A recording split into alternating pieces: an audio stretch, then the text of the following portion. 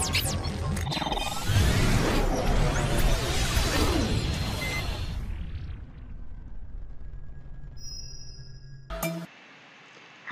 perkenalkan nama saya Yulia Susanti Megawati Lemagaja. Di sini saya akan mereview. Nah, seperti pada soal ini, analisa sebuah sistem operasi smartphone, Android, dan iOS dari segi keamanan, perangkat, fitur bawaan, harga, development aplikasinya, share data, media penyimpanan, dan aksesoris pada dua smartphone tersebut dalam bentuk video review. Nah, sekarang saya akan membuat video reviewnya.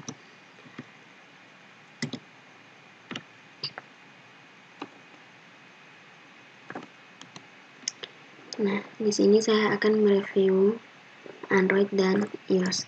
Yang pertama di sini saya akan mereview yang iOS. Nah, iOS sendiri adalah sistem operasi seluler yang dibuat dan dikembangkan oleh Apple Inc. khusus untuk perangkat kerasnya. Ini adalah sistem operasi yang saat ini memberdayakan banyak perangkat seluler perusahaan, termasuk iPhone dan iPod Touch. Nah, yang pertama di sini saya akan mereview bagian keamanan iOS. Nah, keamanan sistem dirancang sehingga perangkat keras dan lunak menjadi aman di semua komponen utama dari setiap perangkat iOS. Ini meliputi proses boot up, pembaruan perangkat lunak, dan enclave aman. Nah, arsitektur ini penting bagi keamanan di iOS dan tidak menghalangi kebergunaan perangkat. Nah, yang pertama itu privasi. Nah, meskipun berlabel privasi, namun Apple tetap ingin kita sebagai pihak pengguna mengetahui apa saja yang diperlukan untuk mencegah dan mengambil langkah-langkah yang diperlukan untuk mencegah aplikasi melacak kita sepanjang waktu. Yang kedua, Touch ID. Touch ID adalah sistem sensor sidik jari yang membuat akses aman ke perangkat menjadi lebih cepat dan lebih mudah. Nah, teknologi ini membaca data sidik jari dari semua sudut dan mempelajari sidik jari pengguna lebih lanjut seiring waktu, sementara sensor terus memperluas peta sidik jari dengan bertambahnya node tumpang tindih tambahan yang teridentifikasi dengan setiap pengguna. Lalu yang berikut ada Face ID. Nah, Face ID ini menyediakan pengesahan yang intuitif dan aman yang dimungkinkan karena adanya sistem kamera modern True Depth yang dilengkapi teknologi canggih untuk memetakan geometri wajah Anda secara akurat. Nah, yang kedua yaitu fitur bawaan. Nah, aplikasi yang mungkin tidak akan kamu butuhkan dan bisa kamu pertimbangkan untuk dihapus adalah aplikasi kalkulator bawaan. Nah, tentu saja iPhone atau iPad kamu atau teman-teman tetap aman meskipun teman-teman menghapus aplikasi kalkulator bawaan iOS ini. Nah, yang berikut ada rumah saya atau Nah, teman-teman sudah tahu apa itu aplikasi home atau rumah ini. Nah, tidak heran jika teman-teman belum mengetahuinya, karena memang aplikasi ini hampir belum bisa digunakan di Indonesia, bukan karena pembatasan region, tetapi ketersediaan peralatan yang dibutuhkan. Lalu yang berikut ada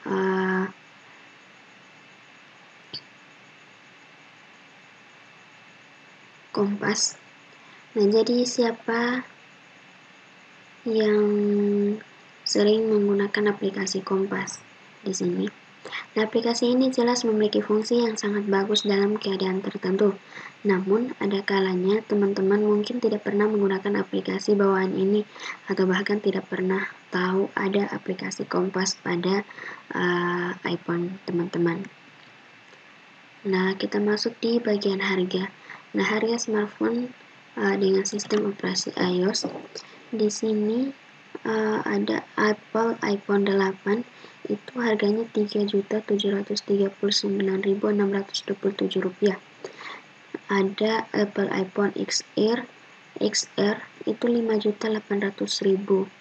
Nah, di sini yang paling murah mungkin yang 3.950 yaitu iPhone 8 ya.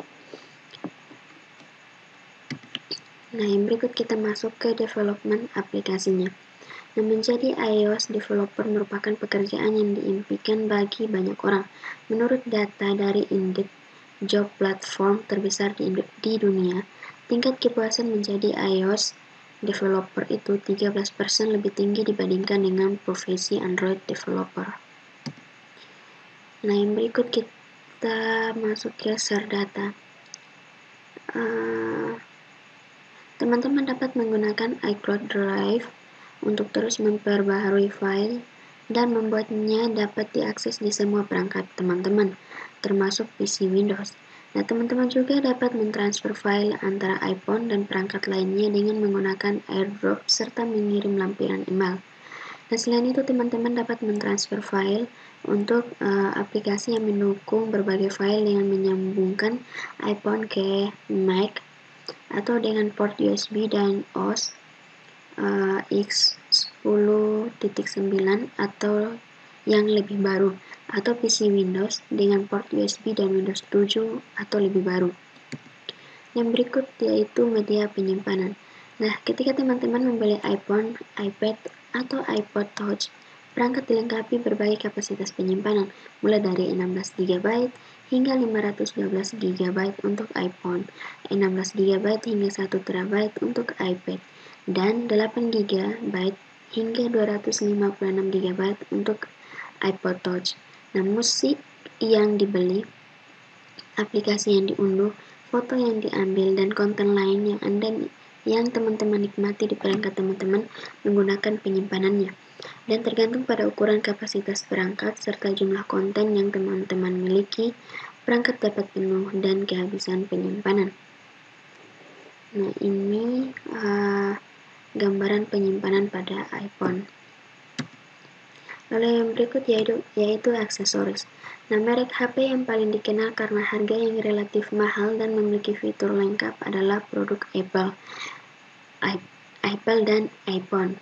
Nah, iPhone ini memiliki kelebihan dibandingkan produk merek lain karena memiliki sistem operasi sendiri yaitu iOS.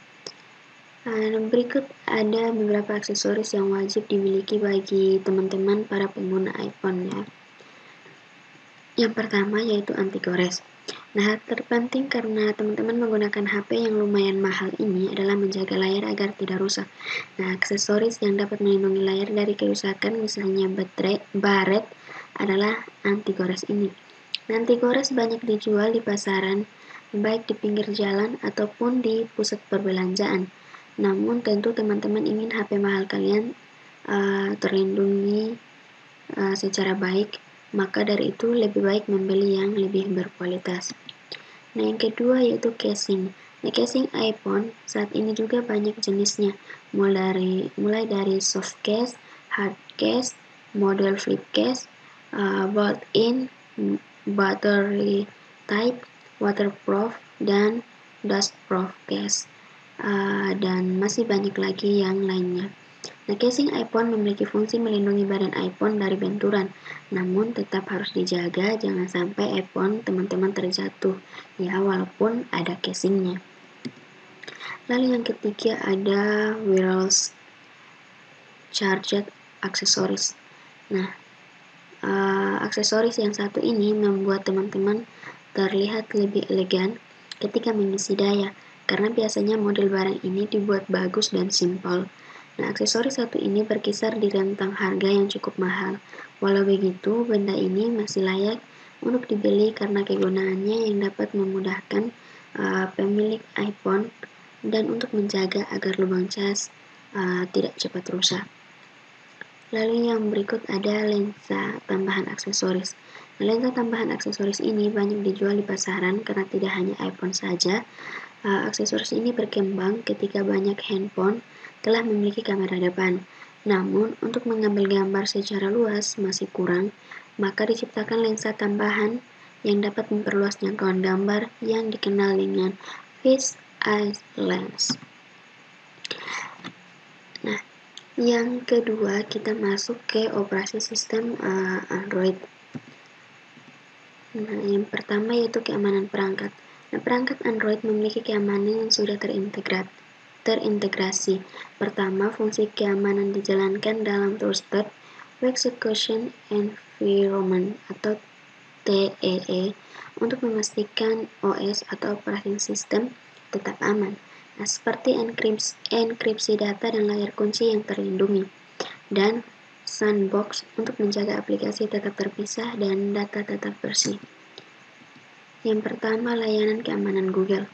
Nah, karyawan bisa menggunakan perangkat mereka tanpa menimbulkan risiko pada keseluruhan bisnis. Mendownload aplikasi tanpa mendownload ancaman. Ubah setelan tanpa menimbulkan ancaman pada keamanan. Data pengguna dilindungi dan data perusahaan tetap bersifat pribadi. Dua fungsi jadi satu, perlindungan untuk hardware dan lapisan tambahan untuk mitigasi risiko. Yang kedua ada kunci layar, ada PIN, sidik jari, dan smart lock. Nah, kebanyakan yang saya lihat teman-teman saya, termasuk saya, kebanyakan menggunakan kunci layar dengan PIN dan sidik jari. Lalu yang berikut ada fitur bawaan. Yang pertama ada NFC, kedua multi-user, ketiga live wallpaper, keempat enkripsi, 5 radio FM, 7 smart lock.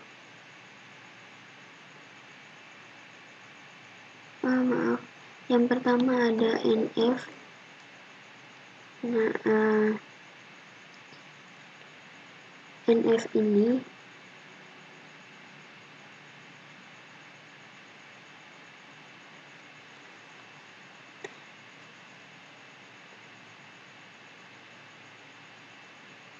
merupakan singkatan dari Near Field Communication.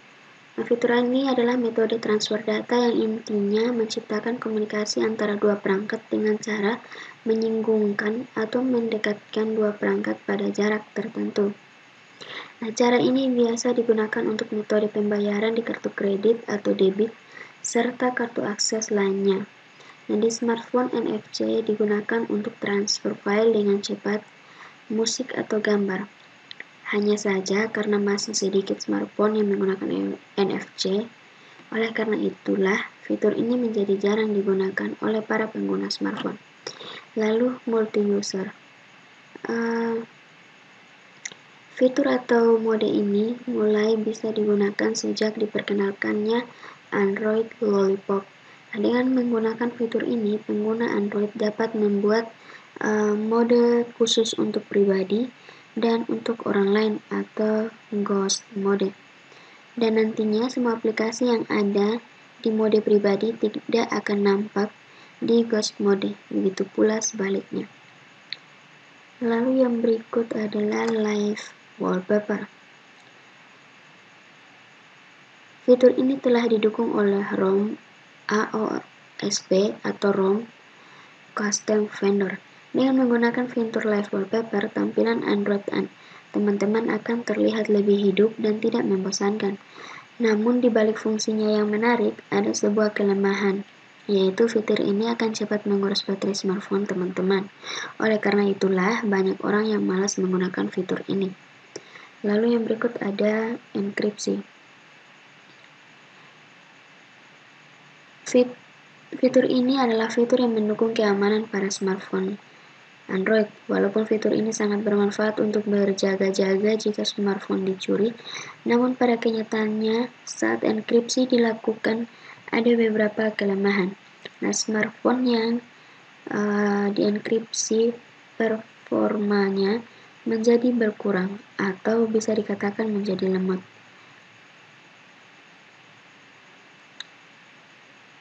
Hal ini terjadi karena setiap proses pembacaan datanya harus menembus lapis enkripsi. Enkripsi Android hanya satu arah, jadi tidak bisa diubah menjadi data normal lagi.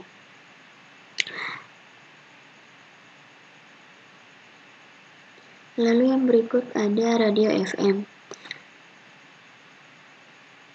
Pada eranya, fitur ini sempat menjadi fitur andalan beberapa smartphone. Namun seiring dengan berjalannya waktu, fitur ini sepertinya sudah jarang digunakan oleh pengguna, karena memang saat ini di eranya internet. Banyak orang yang lebih memilih menggunakan layanan musik seperti Joox atau Spotify. Namun, memang bagi penyuka siaran radio, mungkin masih menggunakan fitur ini sebagai hiburan. Lalu ada Smart Lock.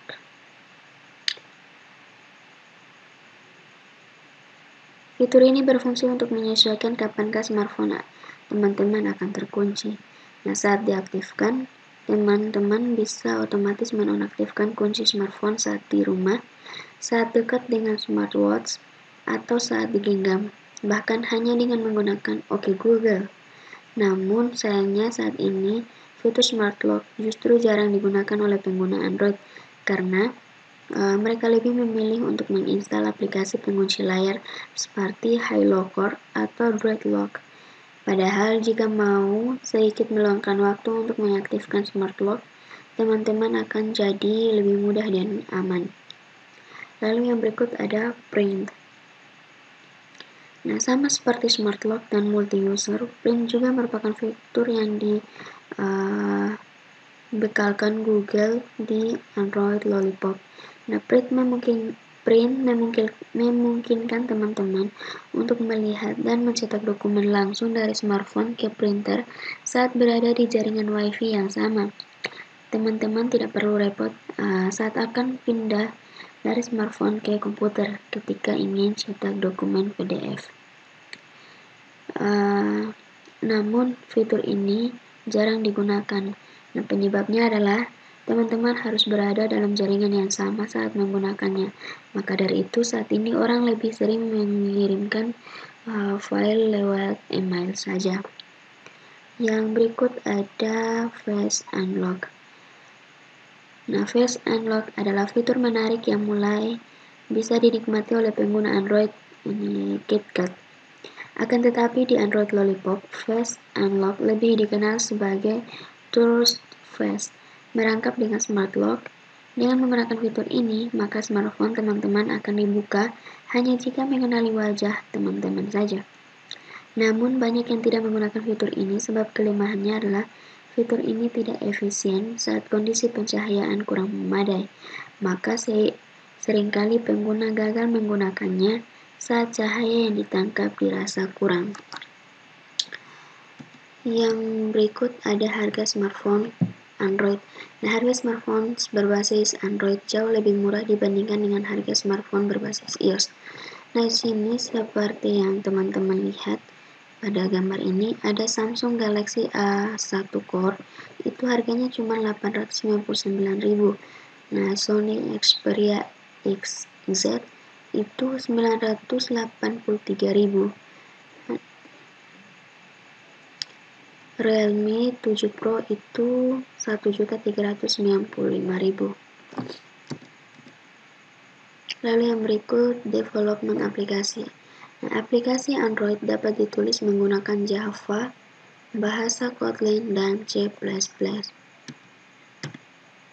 Yang berikut ada share data. Nah, Android Share Sheet memberikan kemampuan kepada pengguna untuk berbagi informasi kepada orang yang tepat dengan saran aplikasi yang relevan, semuanya dengan satu ketukan. Share Sheet dapat menyarankan target yang tidak tersedia untuk solusi khusus dan dengan peringkat yang konsisten. Hal ini karena Share Sheet dapat memperhitungkan informasi tentang aplikasi, pengguna, dan aplikasi yang hanya tersedia untuk sistem. Nah, misalkan seperti kita ingin mengirimkan file atau foto atau video, dan di situ kita akan disuruh memilih kita berbagi filenya atau foto atau videonya menggunakan aplikasi apa, seperti yang terlihat pada gambar ini. Ada menggunakan email, Snapchat, Facebook, Bluetooth, message, messenger, file, atau menyimpannya di Drive. Lalu yang berikut ada media penyimpanan. Nah, media penyimpanan file pada ponsel atau tablet Android ada yang dibagi menjadi 2 bagian dan juga yang 3 bagian, yaitu yang pertama untuk ponsel Android generasi awal biasanya hanya dibagi menjadi 2 bagian, yaitu internal storage dan SD card. Lalu yang kedua itu ada untuk smartphone yang tidak memiliki slot SD card, juga dibagi menjadi 2 bagian, yaitu internal atau sistem storage. Lalu yang kedua ada phone atau USB storage.